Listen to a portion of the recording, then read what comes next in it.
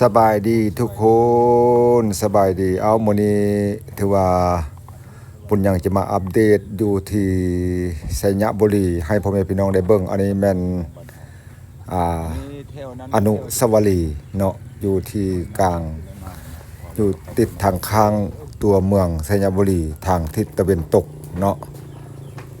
อันนี้มันตัวเมืองไสยบุรีพ่อแม่พี่น้องบ้านเฮาในหนทางขึ้นมานี่ก็เฉพาะประมาณนี้พ่อแม่พี่น้องบ้านเฮากามีเนาะได้นั่นก็เบิ่ง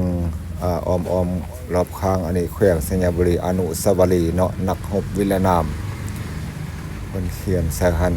ตามปลายของค่อนเขาเจ้าเนาะอันนี้อ้อมข้างตัวนี้ก็เป็นเขาเจ้าได้ประดับประดาเขาเจ้าเฮ็ดดีเฮ็ดงามพ่อแม่พี่น้องบ้านเฮาอ้อมข้างก็จะได้ปลูกต้นไม้ต้นตอกใส่ห่มเย็นเย็นเขามีห่มไม้ห่มตอกเย็นดีพ่อแม่พี่น้องบ้านเฮาเพิ่นอยากมาเที่ยวมาชมมาลิ้นมาอันนั้นก็เชิญมาได้เนาะก็จุดสำคัญที่เมืองไสยบุรีแขวงไสยบุรีของพวกเฮา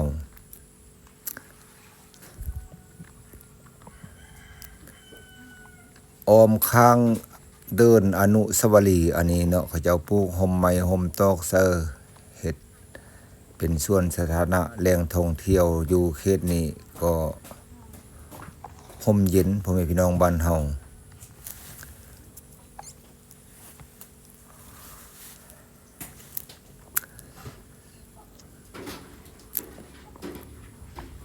เอาเพื่อเขาเบิ่งอยู่ใส่กดไลค์กดแชร์กดติดตามบุญยังไว้พ่อแม่พี่น้องบ้านเฮาก็ดนแล้วบ่ได้เอาอัดคลิปลงให้พ่อแม่พี่น้องได้เบิ่งได้ชมบนสถานการณ์ท่องเที่ยวต่างๆบนหันบนนี้เนาะถือว่าโดนเติบแล้วถือว่ายุ่งนำเวียกนำงานจังสันจังสีแด่มีแนวใดก็ขอโทษขออภัยนำ FC อยู่ทางบ้านทางซ่องทางใดก็แล้วแต่เนาะจะเป็นอยู่ภายในหรือต่างประเทศเพื่อมาเบิ่งมาชมก็อย่าลืมอันนี้มันอยู่ที่แขวงไสยบุรีเนาะ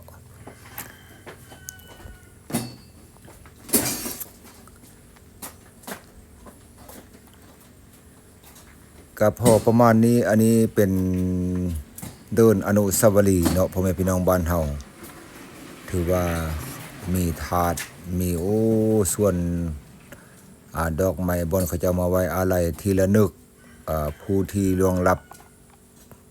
สละชีวิตเพื่อประเทศชาติไปสู้รบตบตีเนาะเขาเจ้าได้มาทีละนึกอยู่บนนี้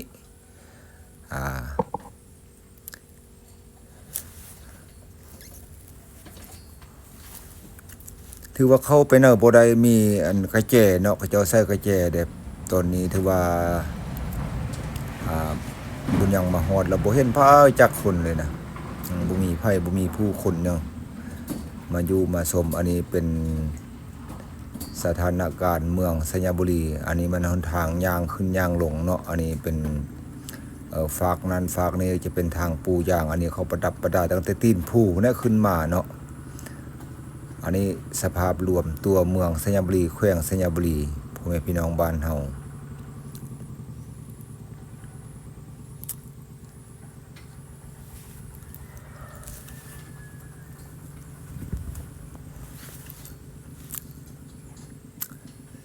ก็จะแม่นบนสุดสายตาทางนั้นพุ่นก็จะแม่นฝากเขตสนามหลวงเนาะบนลิ้นบุญสร้างแต่ละปีประจำปีสันซะเนาะนำหนทางตัวนี้ลงไป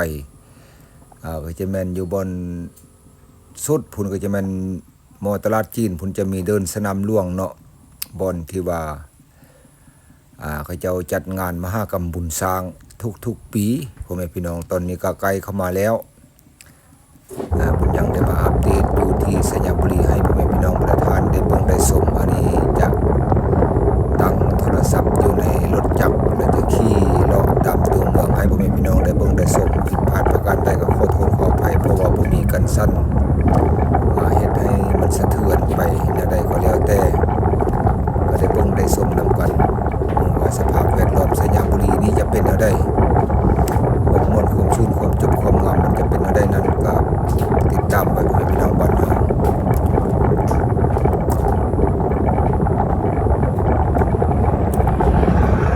อันนี้เป็นหนทางลงออก จากอนุสาวรีย์ลงไปแล้วอันนี้เนาะจะไป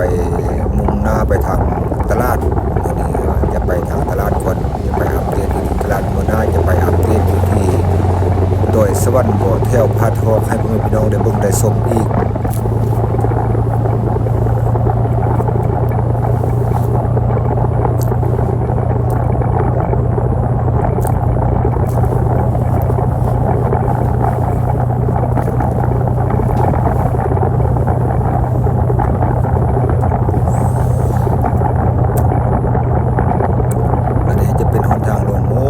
มีอะไรก็ขอโทษขออภัยบ่ได้กดกับเป็นหันแดดฮ้อนแดดบ่ได้เลี้ยวเบิ่งกองมันจะเป็นอะไรมันซ่องได้แต่ฝากเดียวมีอะไรก็ขอโทษขออภัยนำพี่น้องบ้านเฮาเนาะตัว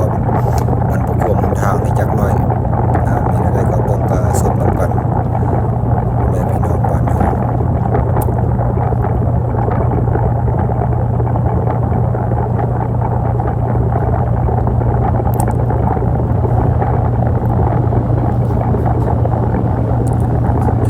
บรรยากาศที่เมืองสัญญบุรีแขวงสัญญบุรีอันนี้สภาพแวดล้อมอยู่ที่แขวงสัญญบุรีของเขาเนาะตอนนี้ผลประดับประดาทุ่งสาดยองประดับจุดใจกลางตามถนนหนทางเพื่อคำนับของตอนวันศาสตร์ที่2ธันวาคมและบุญสร้างตั้งกองทัพไทยจะมาตรงนี้มาพร้อมด้วยทางบุญสร้างจะมาในตอนหน้านี้ระยะเดือน1เดือน2นี้พ่อแม่พี่น้องบ้านเฮาเนาะก็ยังกำลังปรับปรุงประดับประดาตามถนนหนทางก็เขียวสดงดงามเว้ารวมบ่เฉพาะแล้วอยู่สัญญบุรีนี้จะเป็นเมืองเขี้ยวเนาะเขาสร้างตัวเมืองให้เป็นเมืองเขี้ยวเบิ่งก็มีแต่กกไม้กกตอกซุ่มเย็นห่มเย็นเขี้ยวสดงดงามอันนี้จะเป็นตัวเมืองสัญญบุรีเนี่ยเขาสู่ลือสากันว่าตัวเมืองเขี้ยว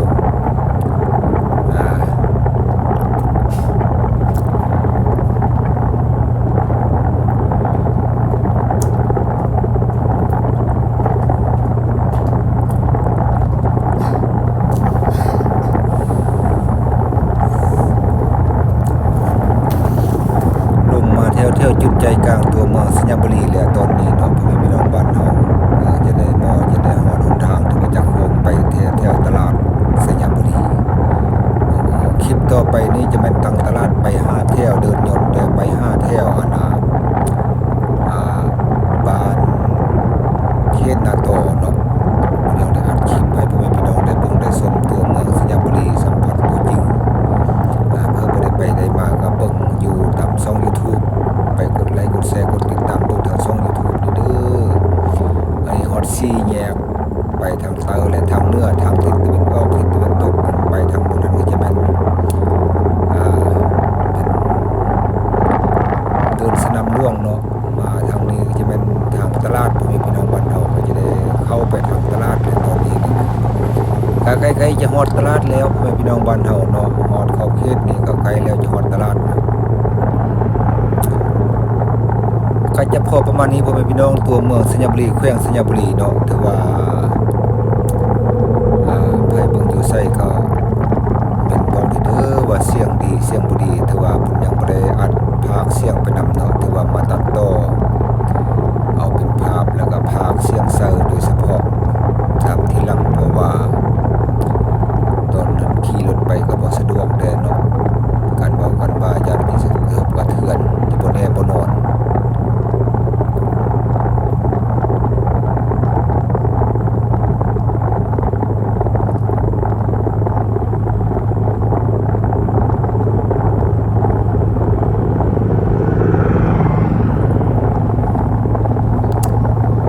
ใกล้จะฮอดตลาดแล้วพ่อแม่พี่น้องบ้านเฮาเนาะถือว่ามุ่งมั่นมื้อนี้ก็จะได้ไปเอาคลิปต่างๆอยู่ตัวเมืองสัญญบุรีให้พ่อแม่พี่น้องได้เบิ่งได้ชมจุดสำคัญอยู่ที่แถวตัวเมืองสัญญบุรีจะเป็นบรรยากาศอะไรนั้นการรถรางพาหนะก็บ่ค่อยจะหลายปานใดในช่วงนี้เนาะถือว่ามีรถซิ่งรถหยังแล้วอันนี้ฮอดจุดที่ตลาดแล้วเด้อพ่อแม่พี่น้องบ้านเฮาเนาะฮอดตลาดตัวเมืองสัญญบุรีตลาด